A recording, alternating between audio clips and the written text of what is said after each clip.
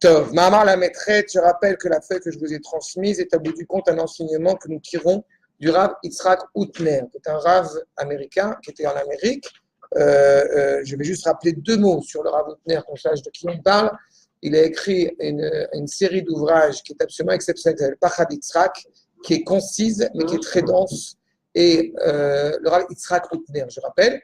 Et il se trouve, pour remettre dans le contexte, qu'à une certaine époque, à l'époque de la Seconde Guerre mondiale, eh bien, entre autres, parmi les choses absolument exceptionnelles qu'on sait de lui, il y a 3 pôles où on étudie le Maharal de Prague. En Israël, avec le Rav Tzvi Yehuda, le fils du Rav Kook. En France, avec M. Jacob Gordin, Rabbi Yaakov Gordin. Et en Amérique, avec le Rav Yitzhak Outner.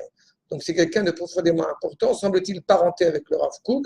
Et comment je l'ai découvert, il y a des années de cela, par le Rav Ashkenazi, le Rav Manitou, qui l'évoquait souvent. Et de là, j'ai commencé à chercher, les livres étaient introuvables. Et maintenant, ces dernières années, ces livres, Baruch Hashem, sortent, commencent à ressortir. Donc, chaque fois que je peux lui en acheter, il y a sur les fêtes et des lettres et sur Shabbat. Dès que je peux en acheter, je les achète. Mais pourquoi je les achète au fur et à mesure? Parce que Baruch Hashem, chaque volume coûte 80 shekels. D'accord? Mais c'est tellement beau, c'est tellement exceptionnel que ça vaut le coup de lire comme ça ce petit enseignement, cette petite réflexion qui nous amène. Et je vous ai choisi, dans le Pachad Yitzhak qui est consacré à Shavuot, il y a un article où il met en évidence j'ai appelé comme j'ai mis sur Internet, le cours Rabbi Shimon Bar Yochai, l'élève de Rabbi Akiva par excellence. Et on va essayer de voir justement, en l'honneur de l'Akba Omer, en quoi ça s'exprime, en quoi ça se reflète. D'accord?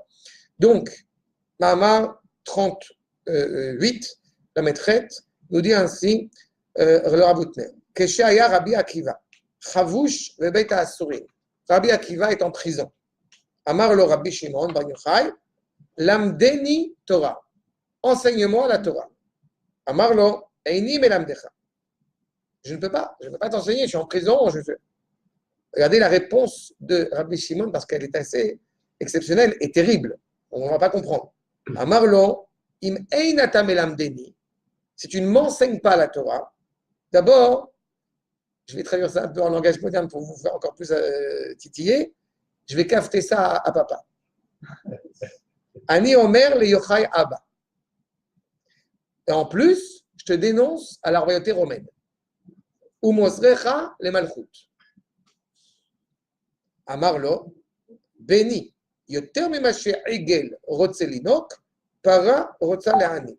Sache, mon fils, puisque c'est un rave, donc il parle à son élève comme mon enfant, plus que le veau veut boire, la vache veut allaiter. D'accord? C'est une expression qu'on connaît quand en général, on veut transmettre beaucoup. D'accord? Ils ont un cours en Arial mardi, vous voyez, à peu près. On veut transmettre beaucoup, mais au bout du compte, à un moment donné, on est obligé de s'arrêter. Comme à chaque fois, dit Dov, qui reviendra très vite Bezrat Hashem, qui lui dit déjà, si on commence à faire vraiment tout ce que j'ai envie de vous dire, mais on est jusqu'à 1h du matin. A fait. Alors là, c'est ce que dit au bout du compte. Rabbi Akiva qui répond à Rabbi Shimon. Amarlo, Umi Besakana, alors Egel Besakana. Et il lui dit, et qui est en danger? Le veau est en danger. Ça, c'est ainsi que c'est écrit, rapporté dans le traité de Pesachim. La Gemara, Pesachim, Kufyud Amoudbet. Kufyud Bet Amoudbet. Et Amoud Aleph. En tous les cas, première réflexion avant toute chose, qui impose tout de suite la question. D'abord, comment est-ce que Rabbi Shimon il peut parler comme ça? Première problématique. Quoi, tu vas me dénoncer à la royauté? D'abord, je suis en prison, parce qu'il peut y avoir de plus que ça. Ensuite, deuxième question qui semble étrange, Rabbi Akiva qui refuse d'enseigner la Torah à Rabbi Shimon. Mais Rabbi Akiva est prêt à enfreindre tous les interdits pour transmettre la Torah à un maximum de monde. Donc, pourquoi ça lui pose problème d'enseigner la Torah à Rabbi Shimon? Troisième problématique, Rabbi Shimon, comment est-ce qu'il peut imposer à Rabbi Akiva de lui enseigner la Torah? L'étude de la Torah ne s'impose pas. On impose, il y a une mitzvah d'exiger du père qu'il paye ou du rav pour, encore une fois, enseigner la Torah, mais on n'impose pas à quelqu'un d'étudier la Torah. on impose à son père de lui transmettre, de payer quelqu'un pour lui transmettre la Torah. Donc, pourquoi est-ce qu'au bout du compte, Rabbi Shimon se comporte ainsi? Et puis, dernier problème aussi, Rabbi Shimon, avec tout le respect, on sait qui est Rabbi Shimon, est-ce que vraiment il est prêt à dénoncer son maître aux Romains s'il ne lui enseigne pas la Torah? C'est pas évidemment compréhensible, cette problématique-là. D'accord? Donc, on va essayer de voir effectivement tout cela grâce aux propos du Chacham. Ou Piresh Rashbam, le petit-fils de Rashi, ou Mi Besakana, Vealo, etc. Vealo, Egel Besakana, ou Malecha Bechach. Et commente le Rashbam en disant justement, puisque le veau est en danger, alors qu'est-ce que tu vas en tirer de cela? Qu'est-ce que tu vas faire avec ça? Au bout du compte, on pourrait comprendre la manière suivante. La remarque de Rabbi Akiva, c'est de dire, je ne veux pas t'enseigner la Torah pour ne pas te mettre en danger. Je veux te protéger. Vechen Peresh Rashi. Et le grand-père a commenté de la même manière. Adevarim Stumim, on ne comprend pas. Veinam Omrim, et là, Parshenu. Il faut qu'on essaie de comprendre, au bout du compte, ce qu'on va essayer d'interpréter, on va essayer de comprendre à travers cet enseignement dans la Gemara que nous voyons ici. Dema, Ta'ana Izu, des Mishum, des Egel Besakana, Malecha Bechach. En disant justement, parce que le veau est en danger, en quoi qu'est-ce que tu vas en tirer? Ou Madoua lo yerpatle, les Rabbi Akiva. Encore une fois, pourquoi cela serait-il sans importance aux yeux de Rabbi Akiva? Imu Mesaken et Rabbi Shimon Ben Yochai. Qu'est-ce que tu vas en tirer? Parce que au bout du compte, tu te mets en danger. Mais l'inquiétude profonde, c'est qu'est-ce que Rabbi Akiva a à transmettre à Rabbi Shimon? Vechen Zerbiu, Ma'amaro chez Rabbi Shimon Ben Yochai, Im Einata Melamdeni, Ani Moserecha le Malchut. Ça aussi, comme dit le Raboutner, ça doit être éclairci, puisque comment est-ce que Rabbi Shimon il peut parler comme ça? Alors le Maharsha, un des grands commentateurs des Haggadot de la Gemara, nous dit, au bout du compte, c'est une parole un petit peu exagérée. C'est une parole un peu extrême et qu'il n'avait pas vraiment prévu de dénoncer au roi, de dénoncer aux Romains. Ou Maharsha nire, dégazimle, c'est genre exagéré. Et là, même si c'est exagéré, cette expression qui est utilisée semble vraiment inappropriée. Bechol makom. Au-delà de l'exagération sémantique, il y a évidemment une intention supplémentaire qui est comment est-ce qu'effectivement on pourrait accepter l'idée que même un propos qui soit tenu avec exagération, comment est-ce que ce propos peut être tenu par un chacham de cette envergure? Donc, on met ça de côté pour l'instant, on va y revenir évidemment, et on va passer à un autre événement. Moshe Rabbeinu décède. Qu'est-ce qui se passe quand Moshe Rabbeinu décède? Vous avez 300 halachot qui ont été perdus, d'accord? Qui n'ont pas pu être transmises avec fidélité à Yoshua. Moshe Kibel Torah Messinai ou Masra li Yoshua. Le fait que Moshe Rabbeinu a reçu la Torah et le fait qu'elle fut transmise, c'est pas sûr que Yoshua a reçu avec la même envergure et la même grandeur et la même éloquence qu'avait reçu Moshe Rabbeinu. Comme on dit, Moshe Rabbeinu est comparé au soleil, alors que Yoshua est comparé à la lune. C'est-à-dire qu'au bout du compte, là, c'est la lumière du soleil qui se reflète en la lune. D'accord? Moshe Kibel, Yoshua Kibel et Moshe. Juste Moshe Masra. Donc tu reçois ce que tu es apte à recevoir. Du coup, après la mort de Moshe Rabbeinu, ça crée un problème. Parce que ces halachot-là sont perdus. Réaction du peuple. On va voir. Venitoreru mikan, be'inyan haraoui le'amidan le'dion. On va essayer de le comprendre. En tous les cas, Yehoyad, Tumura, Dav, Tetzaïn, on voit dans Maseret Tumura, Sheniftar Moshe, Nishtakru mi Yoshua, Shlosh mot halachot. Venoldu lo, Sheva meot sfekot. Vous avez, au bout du compte, non seulement 300 halachot qui ont été perdus, mais en plus de ça, ça a mis le doute sur 700 réflexions, 700 questions, justement, de halakha. Ve'amad kol Israël le orgo. Et à ce moment-là, se tient Am Israël devant Yoshua et il est prêt à le tuer. Au Piresh Rashi, des Bikshu Kol Israël Orgo, nous dit Rashi, tout le peuple a voulu le tuer jusqu'à ce qu'ils leur disent les 300 halachot qui ont été perdus. Ah, tu vas voir. Regarde. Non. Si jamais tu ne nous donnes pas ces halachot, on te tue. Est-ce qu'ils ont envie de recevoir ces halachot? Ça aussi, on va voir. Vekavanat Rashi Broura. Deretsono Loma. Des Mash et Bikshu Leorgo. Loye Meshum Onesh. C'est pas on te tue comme un châtiment. Genre Yoshua, tu serais mal comporté. Et là, Mishum Kfia. On t'impose presque la mort.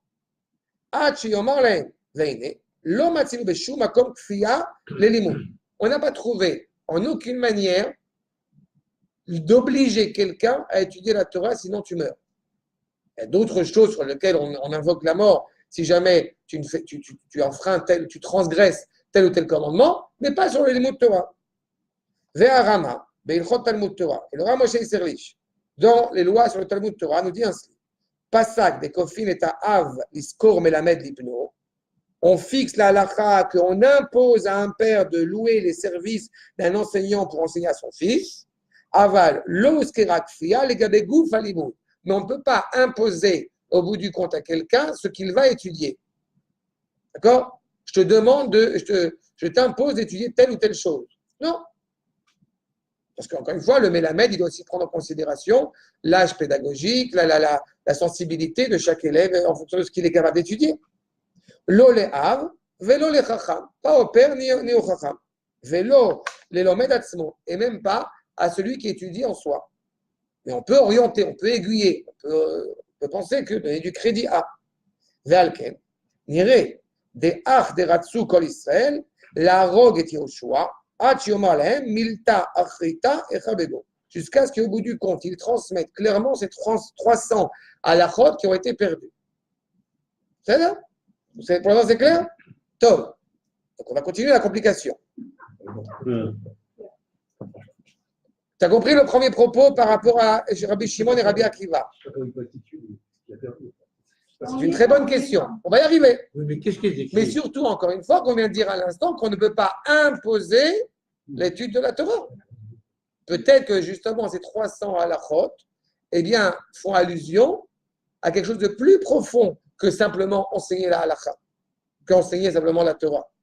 Peut-être que Rabbi Akiva, quand il se préoccupe de la mort ou du danger de Rabbi Shimon, ce n'est pas un danger ni pour lui, ni pour Rabbi Shimon, pour vis-à-vis des Romains. C'est peut-être vis-à-vis d'autre chose que le danger est évoqué ici. D'accord? Comme j'ai dit, Rabbi Shimon élève par excellence de Rabbi Akiva. On va voir. Mais je poursuis pour l'instant. C'est-à-dire que si on n'est pas prêt de comprendre ce qu'on nous apprend, alors on ne peut pas recevoir. Ça ne suffit pas. C'est très sympathique, mais ça ne suffit pas. Chacun reçoit, comme Moshe donne la Torah à tout le peuple, il la donne chacun en fonction de ce qu'il est capable d'entendre. Si au bout du compte, Moshe le fait, si au bout du compte, là, la marloquette entre Beth Shammai et Beth Hillel, est-ce qu'on enseigne la Torah à tout le monde ou pas à tout le monde? Et on voit qu'au bout du compte, Allah et Beth Hillel, donc on enseigne la Torah dès que quelqu'un veut étudier. Il recevra ce qu'il devra recevoir. Si on voit Rabbi Shimon qui enseigne la Torah au monde entier, et chacun, encore une fois, est apte à recevoir ce qu'il peut recevoir. Donc, par conséquent, Rabbi Shimon, qui est d'autant plus apte à recevoir et qui est fidèle à la Torah de Rabbi Akiva, lui, il est encore plus apte à recevoir que les autres. Et au bout du compte, il dit non. Tom, on poursuit. Gimel. Yehuyan Begmara Bemasechet Sota. Dans le traité de Sota, Tavlavet Zayin. Al Kol mitzvah ou mitzvah. Nirretu alea arba britot. Sur chaque mitzvah a été contracté 4 alliances. L'ilmod ou l'ilamed. Tu étudies pour enseigner. L'ishmor et la asot. De faire, de garder, de conserver, pour agir, pour faire. Et le Maharsha nous dit là-bas que al perusha chez la brit amiyuchedet l'ishmor. Au bout du compte, il s'est tenu chez Ahmad al perusha chez la brit. Il a insisté sur cette alliance qui, justement, est contractée, cette alliance particulière concernant le fait de préserver, de garder, de sauvegarder. On doit apporter les propos d'Ivré Maran à Grise. le Rav Chaim de Brisk, le Rav Yosef Chaim Soloveitchik. Non, c'est le grand-père. Pas le Rav Yosef Dov Soloveitchik, le Rav Yosef Chaim Soloveitchik de Brisk. Le parashat Vaïtranan, le grise. Okay. Dans la parashat de Vaïtranan, שכתב די הברית של לשמור, כי על החובה המיוחדת של שמירת הקבלה שתתקיים אצלנו. L'alliance particulière qui est contractée dans nous disant justement qu'il faut conserver, qu'il faut préserver, c'est que justement nous avons une obligation de bien conserver okay, l'enseignement qu'on va recevoir de génération en génération. Ça veut dire que David Benita qui étudie, c'est une chose.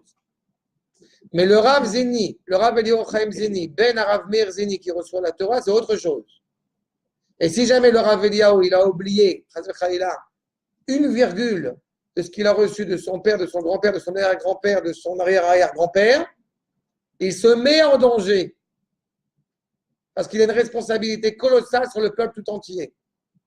De la même manière qu'on doit recevoir, par exemple, les lois sur la shechita, et il y a des animaux qui sont perdus de mode qu'on ne mange plus aujourd'hui, le chevreuil, la girafe, ce que vous voulez, et que tous les quelques années, il y a une seouda, il y a un repas qui est organisé avec les gens qui pratiquent la shrita et avec d'autres gens qui veulent participer, voilà, et ils font une shrita en public de différents animaux qui notamment vont servir, vont manger, pas pour juste sacrifier pour faire la shrita juste pour la shrita, pour que la shrita, encore une fois, ne s'oublie pas. Je reviens sur ce qu'on a souvent évoqué, que la Torah n'est pas appelée écriture sainte, mais lecture de sainteté. Ça veut dire qu'au bout du compte, il y a, Baruch Hashem, à notre grand bonheur, des gens qui gardent cette transmission et que la cantillation, avec tous les efforts, c'est plus facile aujourd'hui parce que Baruch Hashem, on a la possibilité d'enregistrer. Mais à l'époque, il y a 200 ans, 300 ans, on n'a pas la possibilité d'enregistrer. Et il y a beaucoup de cantillation que si on n'a pas la transmission à l'oreille, de transmettre justement de rave en rave, ça se perd. J'ai failli dire de druide à druide. Mais en tous les cas, il est certain que cette transmission-là est fondamentale de génération en génération. Ça implique le rave qui transmet et ça implique l'élève qui reçoit. Par la suite, évidemment. Utsivui meyuchad, poursuit le Rav. C'est un ordre particulier. Veinon ichlal, bichlal ilmod ou l'elamed. Ce n'est pas compris dans le fait d'étudier pour enseigner. D'accord? On peut être un Talmid Chacham, Baruch Hashem, et enseigner la Torah sans avoir, à juste titre, la prétention ni l'orgueil de croire qu'on est fidèle à la tradition. On s'efforce de l'être. Sheu al etzem limud Torah, qui est sur l'essence même de l'étude de la Torah. Et là, שיש ציווי מיוחד, לשמור הקבלה ולמוסרה לדורות. Il y a un ordre particulier de préserver ce qu'on a reçu. Il ne faut pas oublier que le premier sens de la Kabbalah, c'est d'abord recevoir. Le premier Mekoubal, c'est Avraham Avinu, ne l'oublions pas. C'est-à-dire une transmission qui a été transmise oralement de maître en maître, et même la lecture ésotérique de la Torah, notamment évoquée par le Zohar, à la fameuse question historique et académique, qui a écrit le Zohar? Alors, est-ce que c'est Rabbi Léon là-bas de Megillat Esther ou c'est Rabbi Shimon? Mais c'est une fausse question. Parce qu'on sait d'abord qu'on a des maîtres qui ont précédé Rabbi Yitzhak de Léon et qui connaissaient déjà des enseignements de la Kabbalah. Ensuite, parce que justement, pendant des générations et des générations, cet enseignement a été transmis oralement. Et il n'a pas eu besoin d'être retranscrit. Et à la vérité, même quand on lit ces ouvrages, notamment le Zohar, mais pas que, parce qu'il ne faut pas oublier que la Kabbalah, ce n'est pas que le Zohar. Mais quand on lit ces ouvrages, si au bout du compte, on n'a pas quelqu'un à côté pour nous orienter ou nous aiguiller, on ne comprend rien. Mais c'est vrai, à la vérité, pour tout. Quand on aborde un texte, on doit avoir le privilège d'avoir reçu de la part d'un maître cette transmission. J'ai souvent dit, et je les en remercie, j'ai souvent dit avec tendresse et admiration que j'enseigne le Maharal à cause du Rav Ben Ishai qui m'a enseigné, qui m'a appris à lire. Le Rav Yehuda Ben Ishai m'a appris à lire. Je lui ai dit une fois, à cause de vous, j'enseigne le Maharal maintenant. Mais au bout du compte, je passerai ma vie à remercier ces gens qui m'ont appris. Je dis souvent, à la yeshiva, je n'ai pas appris à étudier. À la yeshiva, j'ai appris à lire. Et donc maintenant, même si je n'ai pas encore tout étudié, au Hashem, mais je suis dans voilà, la rampe. C'est ça au bout du compte. Et cette force-là, elle est transmise justement par celui qui est Talmid Chacham.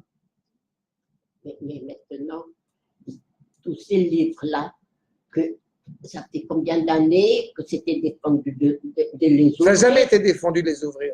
Oui, moi je parle de Ratao, et ben moi je me rappelle. Non, que c'est pas Ratao, défendu. il a dit, on l'ouvre pas. C'est pas défendu. Non, c'est pas. Le Rav Tao, c'est écrit. C'est pas le problème, mais c'est pas vrai. C'est faux. Je vais continuer.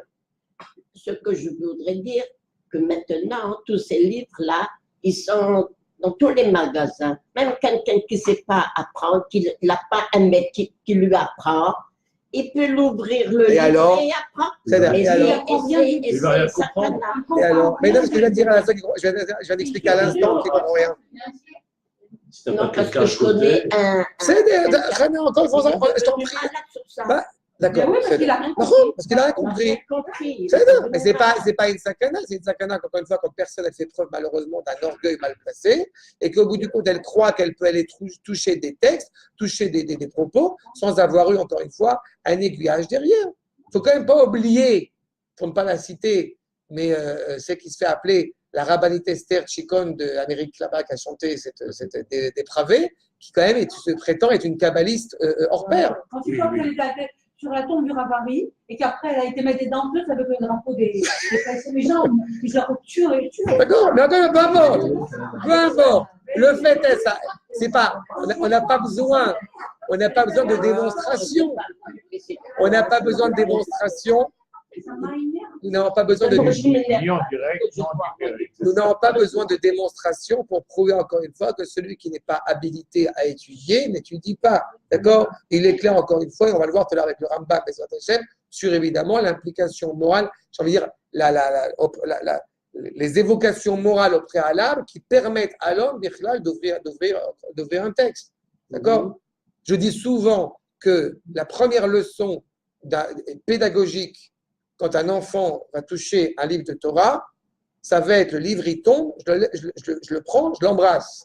Ça va être au Talmud Torah, comme on dit traditionnellement, alors c'est pas forcément aujourd'hui avec du miel, mais à la base on disait que la première page de Talmud, elle est couverte de miel justement pour qu'il y ait la métikout de la Torah. Au bout du compte, un enfant juif, il grandit d'abord pas au niveau intellectuel, on n'est pas docteur en Talmud, on n'est pas professeur en littérature talmudique. Non, on est d'abord à un lien indéfectible avec la Torah. C'est là que ça part.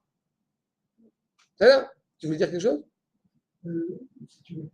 Juste lire le Zohar, lire le psaume, même si on ne comprend rien, c'est vrai, mais ça ne remet pas ça en cause. Je ne remets pas ça en cause. Tout à fait, exactement. Donc on aime lire araméen. Mais c'est un travail, je vais te dire. Une fois, j'avais entendu Henri Arabe qui avait dit pourquoi c'est important qu'il y ait aussi un certain nombre de livres de Kabbalah dans la yeshiva, notamment c'est vrai destiné au tas du gras, commenté par le gras, parce que quelqu'un avait dit, mais à quoi ça sert? Les gens ils vont rien comprendre. Très bien, c'est justement une leçon fondamentale, c'est la leçon d'humilité. D'être capable de comprendre qu'il y a des livres dans le Beth Midrash que tu ne peux pas comprendre. Ça, c'est fondamental. Si j'étais à l'université, tu te rends compte que ce genre de propos ne serait jamais tenu à l'université. Mais enfin, je ne peux pas comprendre, j'ai aussi un intellect, c'est écrit en français, je dois comprendre. Ben non. Il y avait un élève comme ça. Je lui ai dit, n'achète pas d'Atout Venant du Ramchal, tu n'es pas encore prêt. Et c'est en français. Je lui ai dit, mais tu ne vas rien comprendre pour l'instant. Il a ouvert. D'abord, sur ce livre-là, le Rabbin de Cheshri, quand il a traduit en français, c'est très bien traduit, mais c'est plus facile à lire en hébreu. Mais à côté de ça, cet élève, il a ouvert le livre, il a compris qu'il n'a rien compris. Il y a des années de ça. Mais il faut avoir la décence de dire, je ne comprends pas. En tous les cas, Rabbi Shimon, à ce moment-là, vous voyez ce qu'il est en train de dire, c'est qu'il sait la responsabilité qu'il a, c'est là où on va arriver, à recevoir cette Torah particulière de Rabbi Akiva. Ce n'est pas recevoir la Torah, c'est recevoir justement cet enseignement traditionnel qui va perdurer de génération en génération. C'est cette même Torah qui va transmettre à son fils pendant 12 ans dans la caverne. C'est ça qu'il veut recevoir de Rabbi Akiva. Ve'osif sham beze, לפרש דבריו של הגאון חיים מוולוז'ין, נפש החיים, המובאים בספר כתר ראש, qui est un autre livre, Baiser à la chambre. Be'inyan hashocheach davar echad mimishnato. Celui qui oublie une parole de son enseignement. Il ne faut pas oublier que Mishnato, c'est au niveau de la Torah, mais à l'époque, il faut pas oublier que la Mishnah, c'est Halakha. Qui oublie au bout du compte cet enseignement traditionnel exceptionnel qu'il a reçu de son maître, Zekai al Arishonim, chez Lamdou Be'alpe, ce qui est inscrit justement chez les premiers maîtres de la tradition, où l'enseignement se faisait essentiellement oral. Et donc, avise-toi d'oublier ce que le maître t'a dit la veille. Ve'alze, Katav Maran la grise, Deikara Azarazu Yal Torah Shebalpe. L'essentiel de cet enseignement, c'est ce qui est transmis encore une fois oralement par ton maître. J'ai dit Shabbat dernier, où j'ai rappelé le fait qu'on ne disait pas Titkatra, parce que c'était la veille de Pessar Sheni, et quelqu'un a dit non, mais non, il faut dire, c'est écrit, il faut dire. Et j'ai dit une phrase que j'aime beaucoup, on apprend Mipi Sofrim, Velo Mipi Sfarim. Il y a énormément de choses que j'ai appris dans une relation directe avec le Rav. Et des valeurs qui sont beaucoup plus inscrites et ancrées en moi que les livres qui vont s'y ajouter. Et les livres sont très importants. Mais il faut se rappeler que le privilège qu'on a justement de l'Eshamesh Talmid Chacham, Shimusha Yoter Gadol Milemuda, le fait de fréquenter un Talmid Chacham, de le suivre, de suivre ses pas, ça a beaucoup plus de valeur que l'étude sur un texte. Bien sûr, mais ça part de ce rapport-là. Quand Manitou enseignait un enseignement oral et qu'il a très peu écrit, c'est pas seulement pour des raisons techniques. C'est une conception, justement, de transmettre une Torah oralement. Parce qu'on transmet la Torah d'abord à des gens. Je dis toujours avec beaucoup d'humour que quand je suis arrivé en Israël, j'ai été écouter le Rav Zini, et il faisait des cours en hébreu que je ne comprenais absolument pas. Je rigolais là où il fallait rigoler, je m'énervais là où il fallait m'énerver, mais je suivais le cours sans comprendre. Un mot, je ne comprenais pas. Et au bout de 6 mois, j'ai commencé à comprendre 1 ou 2 mots. Peut-être un peu plus. Au bout de 20 ans, je pense comprendre un peu la pensée de morale. Au bout de 20 ans, c'est pas chouette. On reçoit une Torah. Quand Moshe il donne la Torah au Ham Israël et qu'il la donne à tout le Ham Israël, tout le monde a compris la même chose. C'est impossible. Vous voyez des drachot du Maharal de Prague. Il a fait des drachot, vous voyez le nombre de feuilles qui a été retranscrite. C'est facile, une dracha qui a dû durer au moins 4 heures. Et dedans, aujourd'hui, ces drachot-là, on les étudie en profondeur. À l'époque, il faisait de dracha à la synagogue oralement, et dedans, vous avez de la Kabbalah, de la Gemara, du Zohar, ce que vous voulez. Mais ça veut dire que ceux qui sont présents dans la grande synagogue de Prague, c'est le père avec son fils à côté de lui. Qu'est-ce qu'ils ont compris? Celui qui vient qui était un boutiquier. Peut-être pas grand-chose, peut-être tant mieux s'il a compris. Mais c'est le statut du grand Rav de Prague qui parle. Exactement. À l'époque, le niveau de Torah, il était plus. Oui, mais pas forcément. Ça dépend qui. Quand la chassidoute est née, tu vois bien qu'à l'époque de la chassidoute, il y a des réalités de juifs qui sont malheureusement totalement dépourvues de texte. Ils vivent dans des villages totalement isolés, ils n'ont pas forcément la possibilité de recevoir. D'où l'importance du maître à maître qui transmet justement cette importance de la massorette, sinon elle se perd. Achav, chez Hi. הסכמתי, כן? שהיא הנקראת משנה. כדאיתה בברכות דף ה', כן? qui est appelé justement la Mishnah. Mishnah, je vous rappelle que c'est répétitif. C'est les Shanot, comme le livre de Dvarim qui est appelé Mishneh Torah. D'accord? Et ce n'est pas un hasard si nos maîtres rappellent que Mishnah Otiot Neshama. Parce que la Mishnah, c'est l'essentiel. Toute la Torah orale a été donnée justement essentiellement pour être transmise oralement, pour être vécue. D'accord? V, à mitzvah, Zé Mishnah. Donc la mitzvah nous dit, c'est Mishnah. Ou Be'agdamat Rambam, ça c'est dans l'Agdama justement qu'on ne va pas faire aujourd'hui, mais l'Agdama sur la Mishnah. L'Agdama de Rambam, il dit, Torah, Zu Torah Shebirtav. Et à mitzvah, Zu Perusha. Quand on parle de Torah telle qu'elle est écrite, et pour la saisir, il nous faut l'intervention de la Torah Shebalpé, la Torah orale. La mitzvah, Zu Yanikret Torah Shebalpé. La mitzvah, ce qui au bout du compte, ce qui va nous appliquer aussi à ordonner à corroborer cet enseignement de la Torah écrite par des actes, c'est la halakha, c'est la Torah orale. C'est cette transmission justement de maître en maître. Anim seret midor ledor. Ve ala ou de tanan, ashocheach davar echad mimishnato. Cette expression particulièrement dure, celui qui s'aviserait d'oublier une parole de cet enseignement-là. Haïnu, deim shachach davar echad miakabala anim seret lo. S'il a oublié une parole qui lui a été transmise, eh bien, au bout du compte, il pourrait être lourdement condamné. Exactement. Et mitraye benavsho, c'est-à-dire qu'au bout du compte, il peut mourir. C'est une responsabilité. Il n'est pas digne de vivre. Aval. Acher shekvar nichtam Talmud, mais ça nous sauve un peu quoi, par rapport à l'époque de Rabbi Shimon. Une fois que le Talmud a été signé, a été au bout du compte, voilà, je peux dire canonisé, qu'il a été retranscrit, Venifsak à Kabbalah chez le Torah chez Balpé, et que justement a été arrêtée la transmission orale, qui a été le cas jusqu'à la signature de la Gemara, Ish mipi ish, shuv, enze bichla shocher davar echad mishnato. Bien, d'une certaine manière, on est un peu protégé, on ne sait plus. On ne peut plus les chaînes s'appuyer sur cette transmission, sur cette problématique d'avoir oublié un enseignement oral. Parce que toute la Gemara a déjà été retranscrite. Deikar azarazu hi ala Mishnah ha mesura be'alpe shelo tishkach. Puisque l'essentiel, c'est évidemment, on a dit, de cette transmission oralement qui ne doit pas être oubliée. Il n'empêche que, je répète, même si ce n'est pas une condamnation aussi grave, peut-être, il n'empêche que c'est fondamental, quand on a le privilège de fréquenter des Talmidei Chachamim on a des dynasties authentiques, parce que ce n'est pas des dynasties au sens maladroit du terme, de Talmidei Chachamim qui ont su se transmettre la pensée de maître en maître. Je ne sais pas si vous vous rappelez, je crois que je vous l'avais envoyé, il y a un site du Rav Meir Zini qui avait été enregistré sur la Haggadah de Pessah, sur les Ta'amim, la cantillation des parachiotes. C'est quand même magique qu'on ait ce privilège à notre génération d'avoir ça.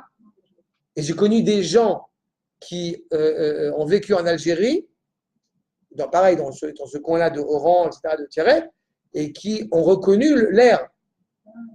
Mais comment on fait actuellement pour connaître l'air avec un talent peu consulté? J'arrive pas. Il y a plein de choses sur le sujet. Il y a Piout, il y a plein. Moi, je Tunisien, t'en as plein. Non, marocain ou algérien. Ce Shabbat, je dois monter à votre. Tu as fait tunisien, pourquoi tu fais plus? Pourquoi tu fais pas l'air Parce que je ne connais pas. tunisien? Parce que le Beth Knesset où je suis, ça a toujours été Beth Knesset. Alors, ça se trouve. Partout. Adkan, Dvarav, ainsi ses propos dans son tenue. Archa, Mistabra, il s'avère, c'est vrai, il s'avère, Tova les Fizé, Dea de Ratzou kol Israël. Maintenant, on comprend pourquoi est-ce qu'Israël était prêt à tuer Yoshua.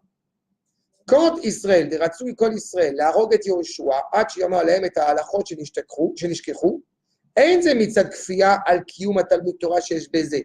C'est pas qu'ils obligent Yoshua à étudier ces halachot, voire même à leur transmettre à eux. Ils obligent Yoshua à les connaître, pour pas que cette tradition se perde.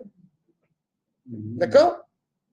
Et là, chez Ikar de Ach Milta, chez le Kfiazou. Justement, l'essentiel en obligeant ça, en imposant cela, c'est justement pour qu'ils puissent continuer à perdurer cette massorette. Est-ce que, selon le Midrash, est-ce que Yoshua a reçu ces 300 halachot-là? Pas forcément. Certains disent que c'était 3000 entre parenthèses, mais bon, au moins que c'est 300.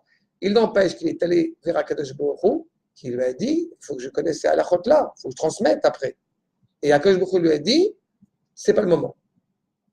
Ton rôle pour l'instant, c'est d'être chef d'état-major.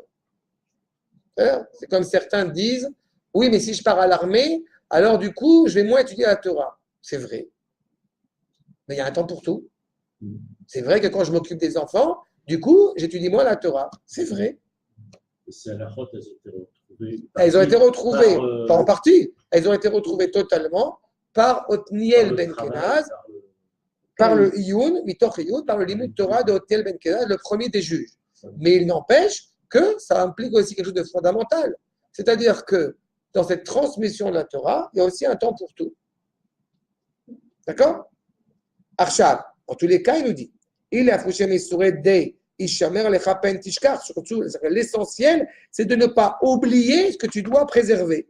Dim lo haya Yoshua choser ou mashmiya alachot elel Israël. Si Yoshua n'était pas revenu et fait entendre ces halachot à Israël, Are Ayakan Shachachat Kabbalah Masoret. Ça aurait été a priori terrible parce que justement, ça aurait été une perte de la transmission.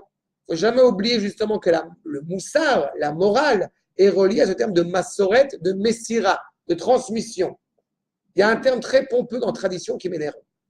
Alors que transmission, c'est le sens optique et le sens obvi de ce terme de Masoret. Je transmets, comme j'aime souvent citer cette expression du professeur André Neher, le maillon dans la chaîne. On doit transmettre ce de père au fils, comme on dit. Ou en l'occurrence, de maître à quelqu'un. Ve'al sherecha. Combien de temps il y a eu entre Joshua et ce juge-là? Il y a eu 40 ans. 40 ans seulement? Oui, après, oui, 40 ans, parce que Yoshua, il décède, et Odiel Ben Kaz est le premier juge. Et il est mort à 80 ans. C'est rare. Non, c'est rare, j'ai dit une bêtise. Il devait rentrer en Eretz à 40 ans, il est rentré à 80 ans, il est mort à 110 ans. Donc, ce n'est pas 40 ans, pardon. C'est 80, 110, 30 ans. Ve'al sherechazu, tanetana. La reise est mitraïa ben avsho. On le dit, il serait condamnable. Vaïnou, deratsu le orgo, tu veux le tuer jusqu'à ce qu'ils leur disent. Ils leur disent quoi? C'est à la chot. De aliada chez la mirazu, ikansu à la chotelou les torah shal shelet chez la kabbalah masoret. Par la transmission, par l'enseignement de Yoshua, eh bien, ces halachot-là qui semblaient avoir été perdus vont rentrer, comme j'évoquais cette expression, de maillon dans la chaîne. Ils vont rentrer dans la chaîne de la transmission. Donc, c'est profondément important. Et donc, si tu les oublies, toi qui es celui qui reprend le flambeau, eh bien, ce n'est pas seulement toi que tu mets en danger. C'est tout le peuple et la transmission qui doit être transmise. C'est plus qu'enseigner la Torah, c'est plus que recevoir chacun à son niveau la Torah. C'est recevoir toute l'essence même de la Torah. Okay? Vous avez pensé, entre parenthèses, que vous avez à l'époque de Ezra, où il y a des halachot qui sont transmises, par exemple. Et quand il vous dit, vous savez très bien que ce que vous a enseigné Moshe Rabbeinu, que vous ne pouvez pas faire de commerce le Shabbat. Et quand on regarde dans toute la Torah, il n'y a pas écrit que c'est interdit de faire du commerce le Shabbat. Alors d'où il le sait? Comment? Parce qu'il le sait.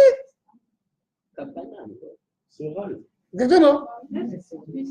Et vous voyez, encore une fois, dans la Torah, dans le Tanakh lui-même, on voit qu'encore une fois, cette transmission est fondamentale. C'est pour ça qu'à chaque fois que j'entends cette expression, qu'on n'a même pu entendre ici, oui, mais est-ce que c'est dans la Torah, c'est écrit, ou c'est les rabbins qui ont dit? C'est la même chose, non? Exactement. Mais si on n'a pas les rabbanim, si on n'a pas les chachamim, quand est-ce qu'on commence à compter le Homer? Dimanche. Pashut. Mimacharat ha-Shabbat, ou Sfartaim Machat ha-Shabbat, on compte le Homer. Mimacharat ha-Shabbat. J'adore ce commentaire du Rabbi Avraham Ibn Ezra qui dit, j'aurais pu te prouver par 1, 2, 3, 4, 5, 10 psukim que quand on dit Shabbat, ce n'est pas forcément Shabbat. Mais tout ça, ce n'est pas une preuve, si ce n'est la transmission de nos maîtres. Point. Voilà.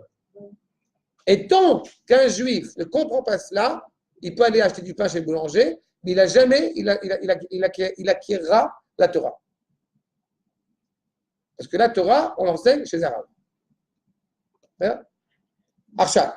Ve Chana. Veine. Rabbi Akiva. Chez l'Oratza l'Elamed. Et Rabbi Shimon ben Yochai mipnei asakana. Maintenant, on va commencer à comprendre plus en profondeur la discussion sur laquelle nous avons commencé pour le nom de Rabbi Shimon. Quand Rabbi Akiva ne veut pas enseigner à Rabbi Shimon à cause du danger,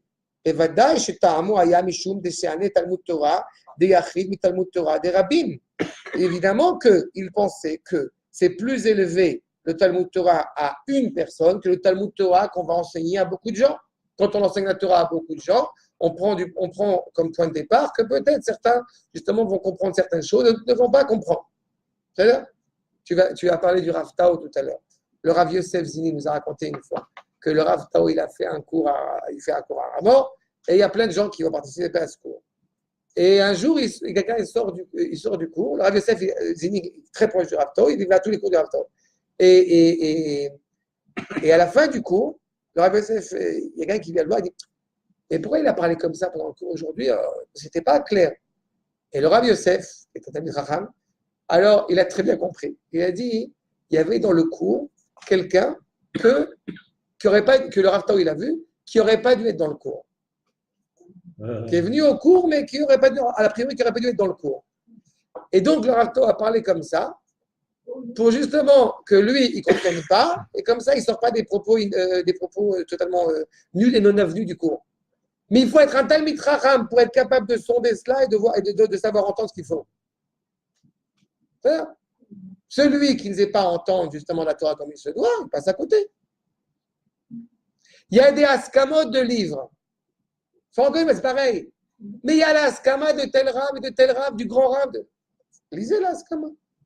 Il y a parfois des rachaim qui vont écrire une askama sur un livre et qui vont dire Kol hakavod pour le travail qu'il a fait. En gros, non, c'est pas j'ai rien compris. Non, on veut dire qu'il a travaillé, mais le résultat. Ouais, mais c'est pas. Le résultat, c'est pas. C'est pas ce qu'il attend. Même pourquoi être dans l'askama s'il pense que c'est Parce qu'encore une fois, le juif est venu demander une askama, il a de la hirat shamayim, il est venu faire. Mais encore une fois, le rav, il dit bon, il y a du boulot, mais c'est tout, quoi. Et encore une fois, il faut savoir lire ça. Celui qui va dire. Il y avait un livre en France qui avait été publié de quelqu'un qui avait fait des rêves, qui était machin, je ne sais pas quoi, qui est revenu de la mort et tout ça. Et il y a un rabbin en France qui a donné une askama. Au bout du compte, l'askama, une kolakavod du rav, c'est pas. Je sais de quoi tu parles. Mais tu vois bien que l'askama qu'il a donné, je sais pas. Bon, Alors, Sharei, Ikar Chashivato, Travishato, chez Rabbi Akiva, le Beit Asurim, l'essentiel qui fait que Rabbi Akiva était au bout du compte en prison, puisque s'il parle de danger, mais l'essentiel du danger de Rabbi Akiva est Loaya et là, Mishum Shayamakil Keilot Berabim Ilmot Torah. Justement, l'essentiel. Pourquoi est-ce qu'il était en prison? C'est parce qu'il enseignait la Torah à un plus grand nombre. Alors, pourquoi tu es d'accord à enseigner la Torah à un plus grand nombre, quitte à te mettre en danger, et là, enseigner la Torah à une personne, tu refuses? En fait,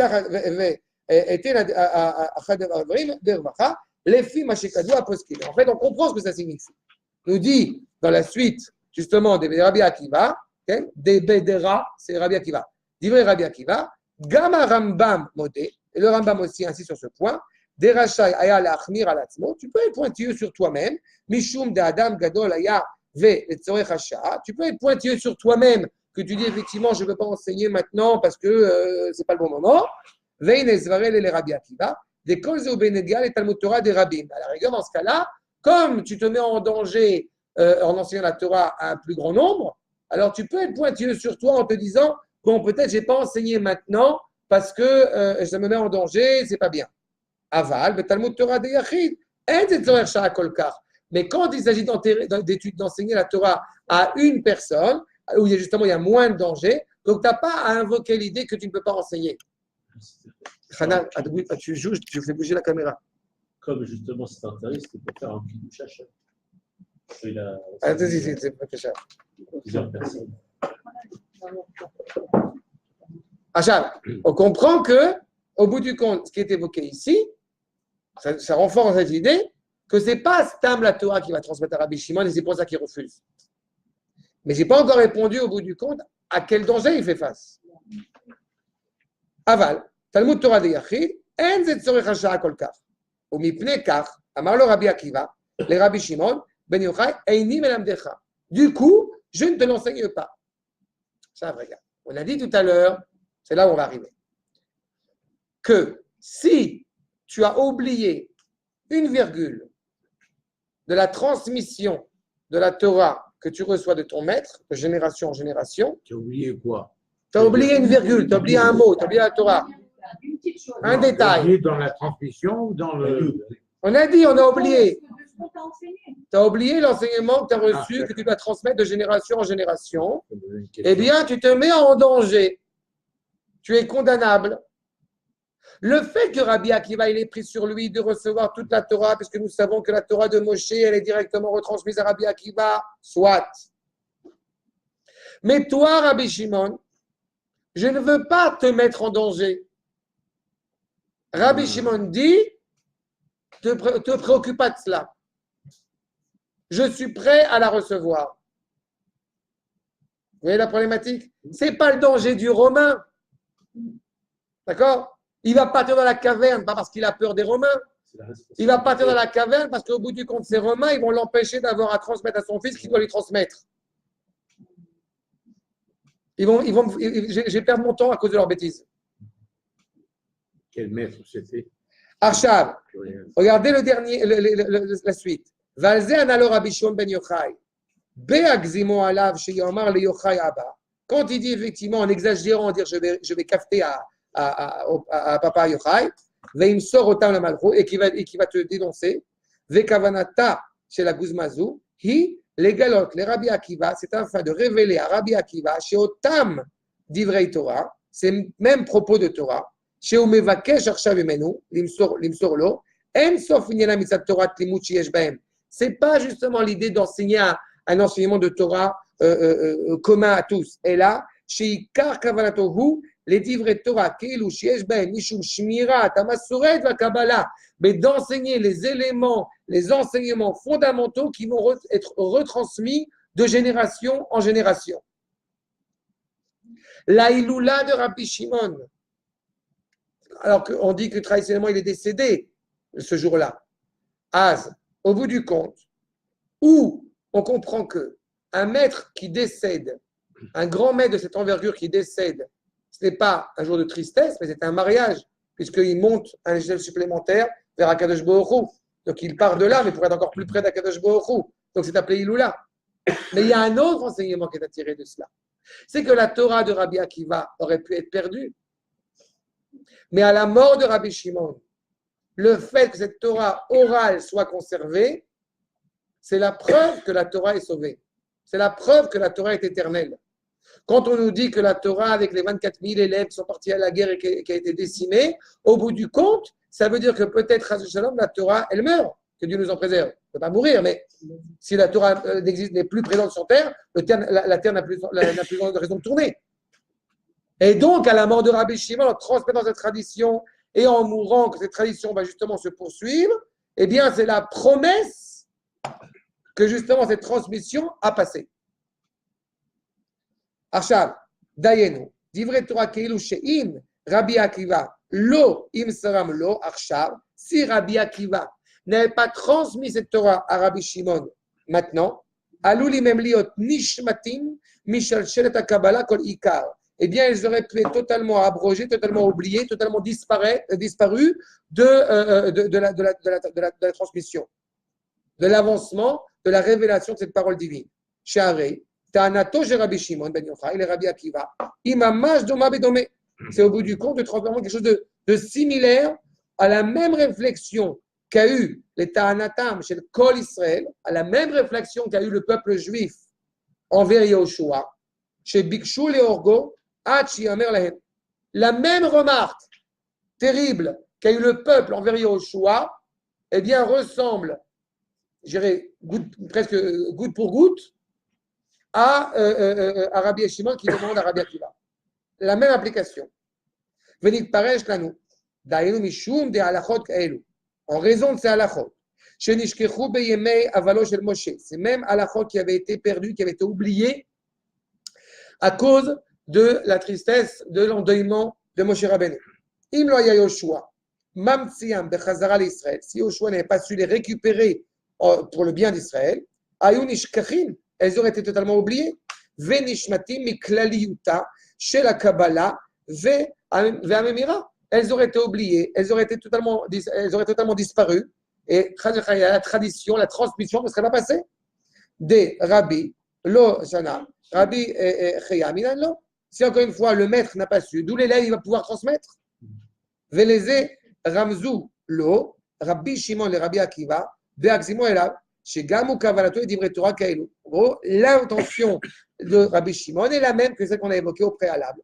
Sheyesh ben mishum shmirat hamasoret va kabbalah shelo tishkach. La volonté profonde de Rabbi Shimon, c'est de préserver, de conserver cette alliance justement avec Akadosh Baruch Hu par le biais de cette Torah qui ne serait pas oubliée. Et kevan shekavanato le divrei Torah mitzat shmirat hamasoret, arebetela zavarato chez Rabbi Akiva. Du coup, la conception, la pensée de Rabbi Akiva, eh bien, n'a pas de sens. Attends, je reprends. Le veau, on a dit, veut recevoir plus que ce que la vache peut donner. On a dit le veau, c'est qui? C'est Rabbi Shimon. La vache, c'est Rabbi Akiva. Si la vraie réflexion de Rabbi Akiva, on la comprend telle qu'on aurait pu la comprendre, pourquoi te mettre en danger plus que moi? Pourquoi te mettre en danger? Et en fait, ce qui se passe, c'est exactement l'inverse. Rabbi Akiva dit à Rabbi Shimon, tu attends plus de moi que ce que je peux te donner. C'est-à-dire qu'au bout du compte, tu as saisi ce que moi-même, peut-être, je craignais de te transmettre. La vache doit donner au veau beaucoup de lait. C'est pas? Mais si je donne tout ce lait, peut-être c'est pas bon pour toi. Ça va te mettre en danger. Donc peut-être, je te donne qu'une partie du lait. Rabbi Shimon dit, ne te préoccupe pas de ça. Donne-moi tout le lait, qui est aussi un des liquides que la Torah utilise pour la métaphoriser. Donne-moi tout ce lait pour que je puisse le transmettre aux générations. Il faut que ça soit conservé. D'accord? Chez Manna et Tatzmom, il est la mère de Rabbi Shimon. Mishum de en kansoer shakolkar. C'est pas seulement le besoin actuel, ponctuel, de transmettre la Torah, que tu l'as oublié, que tu t'en rappelles, ça va revenir, c'est pas grave. Non. Le Talmud Torah de Yachid de Adraba. Encore plus important, c'est plus seulement, encore une fois, une réalité, je répète, ponctuelle, qu'on pourrait penser, qu'on pourrait oublier. Non, c'est d'autant plus important parce que le danger semble réel, que cette Torah peut, que Dieu nous en préserve, être oubliée. Donc, c'est encore plus fondamental de me transmettre toute cette Torah maintenant. Des Kol HaEvdel, Ben Talmud Torah des Rabbim. La différence fondamentale entre le Talmud Torah qui est donné à plusieurs et le Talmud Torah qui est donné à une personne, il y a de sens que dans la mesure au moment où je l'étudie. Il faut bien comprendre encore une fois qu'il y a énormément d'enseignements qu'on peut transmettre à celui qui est proche de nous, d'accord, et qui sont tellement au quotidien. Il y a une image que je repense à chaque fois sur le rabbinat que j'aime beaucoup quand il parle de l'éducation, où il dit « on ne montre pas l'exemple, on est l'exemple ». Et cette phrase, pour moi, est fondamentale. C'est-à-dire que si, effectivement, je fais genre à mes enfants, voyez les enfants, je fais genre j'aime la Torah, il sort de ça, au bout du compte, comment on appelle ça en bon choufou. Mais pas, au bout du compte, une réalité authentique et vraie d'étude de la Torah. Mais si, au bout du compte, les enfants voient le rapport que j'ai à l'égard de la Torah, c'est une éponge. Il y a une histoire très sympathique. Je ne sais pas si je vais la raconter sur les deux juifs qui avaient, tous les deux été. Il y en a un qui était profondément érudit et l'autre qui ne connaissait pas beaucoup en Torah. Et il y en a un, l'érudit profond, il a mis au monde un enfant qui est devenu un enfant malheureusement totalement éloigné de la Torah. Et l'autre, qui n'y connaissait rien, a mis au monde un enfant qui était un grand Talmid Chacham. Et pourtant, les deux allaient au cours de Torah, au même cours de Torah. Comment c'est possible? Et en fait, il demande ça au Rav, et il répond comme ça. Qu'est-ce qui se passe quand tu allais au cours de Torah? Alors, celui qui était érudit, il était profondément, il voulait être concentré pour le cours de la Torah, et quand il revenait à la maison, il était énervé parce qu'il voulait être sûr d'avoir bien retenu ce qu'il avait entendu au Beth Midrash. Et l'autre qui était particulièrement fatigué, quand il arrivait pour faire le cours de Torah, dès que le Rav commençait à parler, il dormait. Et quand il revient à la maison, il est très de bonne humeur parce qu'il a dormi pendant le cours au Beth Midrash. Oui, mais du coup, il est de bonne humeur avec ses enfants. Donc, le premier, il a reçu de son père que tu as la Torah, ça énerve. Le second, il a reçu de son père. Que tu la Torah, c'est un qui puisqu'il dormait. C'est vrai? Mais c'est qu'au bout du compte, c'est ça qui sort. Il y a une autre histoire. Il y a une autre histoire que chaque fois qu'il arrive aux courses, il s'endort. Alors son rabbin lui dit, reste à la maison, dors à la maison. Quand tu viens, tu t'endormes ici. Il dit non, mes enfants, ils me voient chaque fois que je sors de la maison avec un livre dans la main, alors ils pensent que j'apprends. Non, ça revient pareil. Aval. Au moment où justement nous nous approchons de la Torah, Mitorat Shemirat Kabbalah Shelotishtakar, de cette Torah qu'on ne veut pas oublier, encore une fois, ce rôle-là nous incombe aussi au niveau individuel de faire en sorte de ne pas oublier ce que j'ai entendu, ce que j'ai écouté. Est-ce que je dois retenir au bout du compte chaque mot? Non, mais je dois retenir au bout du compte l'enseignement que je vais tirer dans ma vie personnelle et aussi pour le peuple de ce que je reçois. Ainsi ce qu'ont enseigné nos maîtres. De Rabbi Yehuda ben Baba, chez Master Nafsho à la Smicha, quand Rabbi Yehuda ben Baba qui a donné sa vie pour que justement la continuité, la transmission de Rav en Rav, justement ne se perde pas. Kedesh Elotish Takar. Ainsi, c'est écrit aussi dans le traité de Sanhedrin. Vaya s'avérait les Rabbi Shimon ben Yochai, des Kemo, chez Massar Rabbi Akiva et Atzmo Lamita. Rabbi Akiva était prêt à mourir, justement, à donner sa vie pour l'âme Israël. Al Ikhalat Kealot Rabim, les Limot Torah Berabim. Je rappelle que Rabbi Akiva avait, c'est une leçon qui est connue, que Rabbi Akiva avait une discussion avec un juif totalement déjudaïsé, malheureusement, et que le juif déjudaïsé lui avait dit, mais enfin, les Romains, ils ont fixé que c'était interdit d'étudier la Torah. Pourquoi tu étudies la Torah? Pourquoi tu enseignes? Tu étudies, en plus tu l'enseignes à des communautés tout entières. Et Rabbi Akiva utilise cette image du poisson. Quand j'étudie la Torah, c'est comme un poisson dans l'eau. Si en plus, si tu me fixes de ne pas étudier la Torah et de ne pas l'enseigner, c'est comme si tu sortais le poisson de l'eau. C'est-à-dire que je meurs en plus aussi rapidement. Au moins, je transmets, c'est ça. Et à la fin, au bout du compte, ce juif déjudaïsé, il comprend son erreur parce qu'il dit au moins toi, tu es enfermé, tu vas être condamné à mort pour avoir fait une mitzvah, alors que moi, qui suis aussi condamné à mort de toute façon, parce qu'évidemment, les goïms, ils ne se sont jamais posé la question si tu es juif religieux ou pas religieux pour aller à Auschwitz, tout le monde y va. Au bout du compte, eh bien, au moins toi, entre guillemets, tu meurs mais avec ce mérite dans le Lamaba, alors que moi, malheureusement, je n'ai pas ce mérite-là. Et c'est ça au bout du compte. Il est prêt à donner sa vie, justement pour enseigner la Torah à Israël. Il est prêt à faire ça. Kemochen, yeshlo, lesaken et atzmo. De la même manière qu'on se met en danger, al shmirat amasoret shelot yidbatel, à l'enseignement de la tradition qu'elle ne s'annule pas. Tu m'en demandais, il y a tout à l'heure, le propos du Rav Tao. Ça sort de ça aussi. Si le Rav Tao considère que ce qu'il dit, c'est la vérité de Torah, alors au bout du compte, eh bien, il doit le transmettre. Après de savoir à qui le transmettre, comment le transmettre, c'est un sujet à part entière. Mais en tous les cas, il ne faut pas que ça se perde. Il y avait un député qui disait que si un Rav parlait contre les lois, contre l'État d'Israël, qui est un État démocratique et juif, alors il fallait peut-être lui arrêter de parler ou le mettre en prison, ou je ne sais pas quoi d'autre, plein de choses sympathiques. Et, voilà. Et au bout du compte, cela est totalement inapproprié et totalement inconcevable. Un Rav doit délivrer la vérité de la Torah, même si, encore une fois, ça déplaît à certains, c'est pas grave.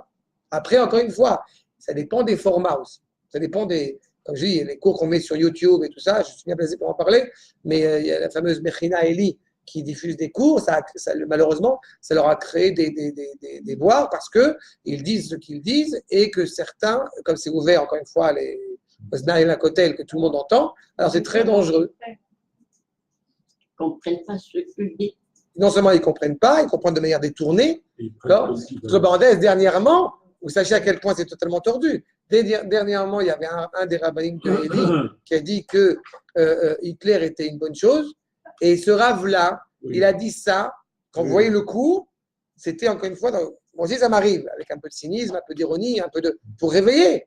Il n'a pas dit ça pour dire je cautionne ce qu'a fait Hitler. Mais évidemment, dans les médias, tu vois, le Rav, il a dit. Oui. On lui est rentré dedans. Évidemment.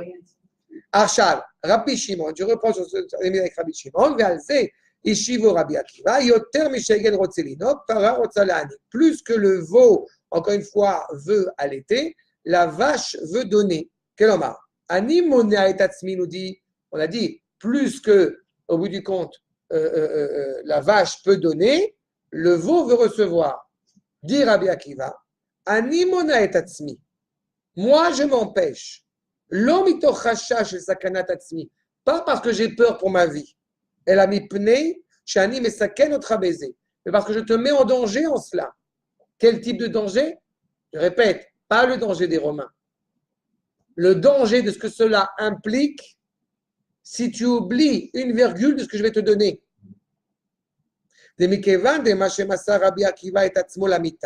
Comme Rabbi Akiva va malheureusement mourir, à la Kalat Kelot Torah Rabim, parce qu'il enseigne la Torah à plusieurs gens, il avait plus que ce qu'on pourrait lui demander. Il aurait eu le droit de ne pas enseigner la Torah à autant de gens. Chez Adam Gadol et Aletzorech Shah, parce que Rabbi Akiva évidemment est un grand homme, il est en lo reshut leachmir al Rabbi Shimon, mais il n'a pas la permission de refuser justement à Rabbi Shimon à cause de ce qui se passe en ce moment. Derak alatzmo rachta yadam lachmir. Quand tu veux faire des choses en plus que ce que la halakha a exigé, tu le fais sur toi, tu ne peux pas exiger ça de l'autre. Ve chazar Rabbi Shimon ve yeshivo le Rabbi Akiva, bemi besakana, alo haegel besakana. Et c'est le veau qui est en danger. Qu'est-ce que tu t'en fous que moi je suis en danger? Enseigne. Au pire, Rashi ve Rashba, matam alecha bechar. Kelomar.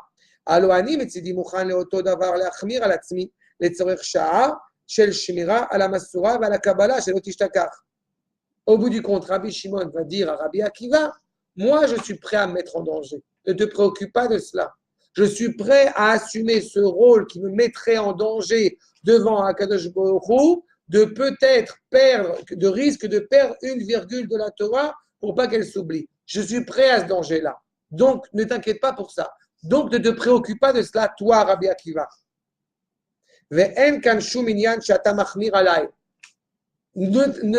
Ne fais pas plus pour moi que ce que je suis prêt à faire moi. Si moi, je suis prêt à me mettre en danger, ne te préoccupe pas du danger qui est le mien.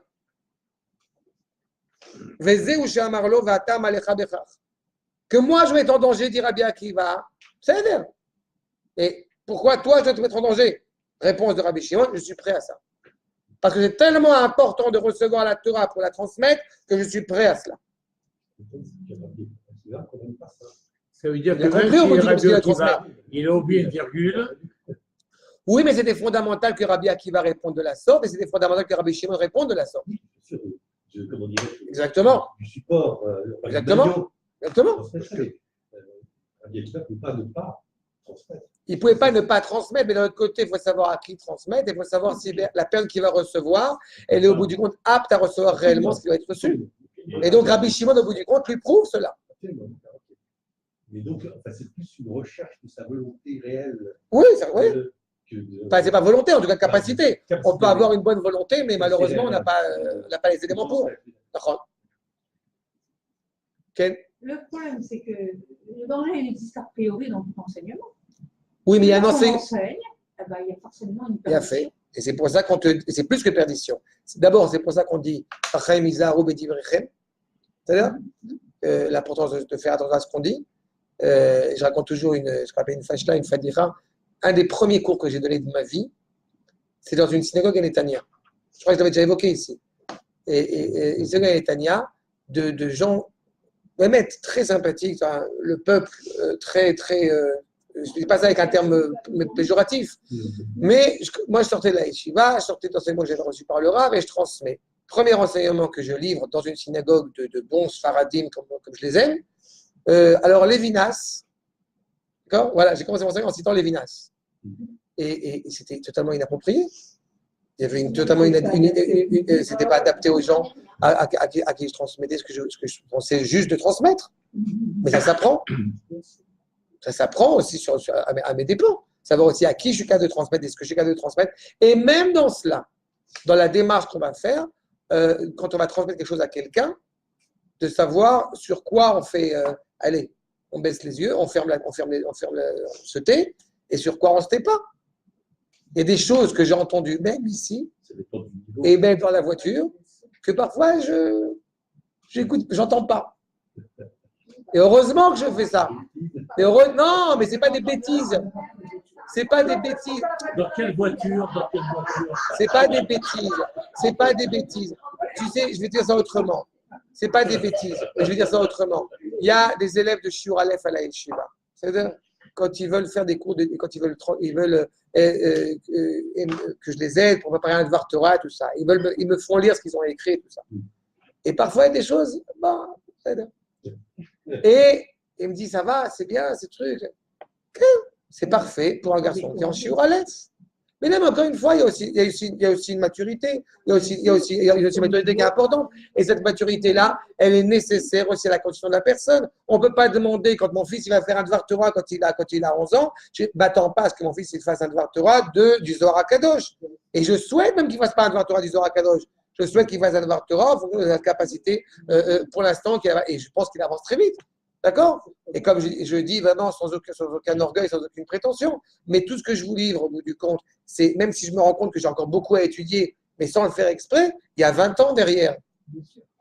Et ce travail-là, c'est un travail constitutif pour arriver à être à peu près cohérent par rapport à ce que je dis. Donc tout cela, ça s'apprend, mais quand on parle de gens comme Rabbi Shimon, qui est un enseignement exceptionnel, ça peut d'une part, évidemment, comme j'ai dit, Chacham Izaharu Bedivrechem, on fait attention à ce qu'on dit et comment on le dit et à qui on le dit et à quel moment on le dit. Tout ça, c'est vraiment complexe. Et à côté de ça, donc ça veut dire que ça répond à la première question sur le fait que quand on enseigne, évidemment, il y a un danger. Et c'est pour ça qu'on fait attention et qu'évidemment, on peut toujours sortir d'un cours. Tu parles là comme Mélamède, comme enseignant. Mais moi qui reçois, et moi, il n'y a pas très longtemps, j'ai assisté à un cours et le prof nous a dit je sais que pas plus de 25% sera consacré. Et encore, je suis optimiste quand je dis 25%. Ça dépend. Et il s'adressait à un public intellectuel. D'accord. Mais ça dépend de quoi? Parce que sur ce niveau-là, justement, si c'est l'avantage de la Torah, c'est qu'on ne reçoit pas, et je le dis avec noblesse, avec affection, quand Yosef me dit justement que depuis qu'il vient en cours, il y a des choses qui ont évolué dans la manière d'aborder les choses. Ça veut dire qu'au bout du compte, ce n'est pas seulement un enseignement intellectuel. D'accord? Il y a toute une maturité qui se fait aussi dans la réception. Mais quand on parle justement de Rabbi Shimon, on sait pertinemment qu'encore une fois, au-delà de cette précaution-là, il y a surtout un enseignement d'être fidèle aux enseignements du maître. C'est vraiment ce qu'on appelle en hébreu de recevoir de bouche à bouche. Parce qu'entre ce que je veux dire, entre ce qui sort de ma bouche, entre ce que vous entendez et ce qui va ressortir, il y a énormément de stades. Et ça rend les choses compliquées. Mais quand on reçoit vraiment genre, la Torah de son maître, mais ça nous transperce de l'intérieur. Et plus on a les éléments pour, plus on est capable de recevoir cet enseignement. Mais c'est le cas de Rabbi Shimon. D'accord? Arshad. Donc, on comprend effectivement de Malecha Bechach, qu'au bout du compte, Al Tachmir Alay, Vezeu Mashe Amarlo, Vatam Alecha Bechach, Kamour. Enze Eskecha. C'est pas ton problème. Chez Gamani Rotse Lachmir Alay.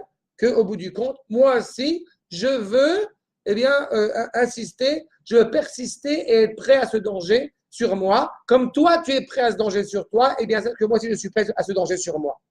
Gvar amarnu adevarim haele, lo nirtevu, ela leshem ha'amadat hanoseh lediut. Encore une fois, tout cela nous dit le Rav Outner, que cela, et c'est intéressant par rapport au sujet, que cela, au bout du compte, n'avait pas été écrit, mais que ça a été mis uniquement pour qu'on comprenne bien, encore une fois, la grandeur et la valeur d'un Talmid Chacham. Et c'est pour ça qu'il conclut, Ishama Chacham Yosef Lekach.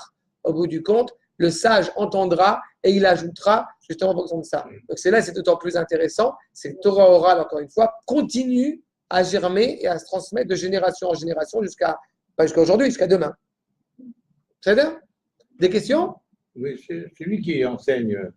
Il enseigne et il essaye de faire en sorte de ne pas oublier une virgule pour ne pas mettre en danger celui qui écoute. Okay. Non, en danger lui-même. La transmission qu'il a reçue de son maître. Alors pourquoi Rabbi Shimon Bar Yochai risquait d'avoir un danger, lui? Parce que si lui, il a oublié une virgule de l'enseignement qu'il reçoit de son maître. Ah, si son maître a oublié une virgule? Non, c'est lui. Lui, il a oublié. Lui, il va être le transmetteur voilà. de la tradition future. Il faut qu'il reçoive ça de manière intégrale et fidèle, et qu'encore une fois, entre ce que va transmettre Rabbi Akiva et son oreille qui va l'écouter, eh bien, il faut qu'il y ait une fidélité totale. D'accord? C'est toute la difficulté. C'est pour ça que je me permets à chaque fois modestement, mais c'est vrai que parfois je me permets d'arrêter les anecdotes ou les histoires, etc. Parce que écoutez le propos, toute la démonstration.